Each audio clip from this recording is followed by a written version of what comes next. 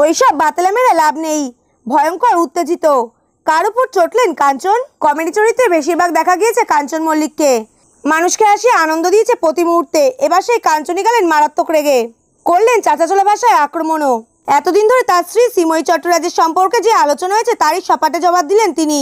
শুধুই কি তাই, সমালোচকদের এক বিন্দুও ছাড়লেন না কাঞ্চন, বরং দিয়েই ফেললেন খোলাখুলি চ্যালেঞ্জ।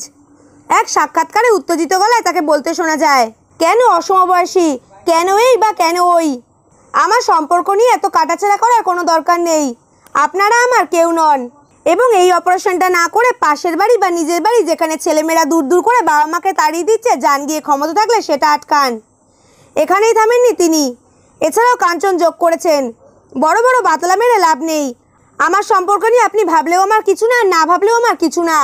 ক্ষমতা থাকলে আমার প্ল্যাটফর্মে আসুন, আসুন যোগ্যতা দিয়ে প্রমাণ করুন।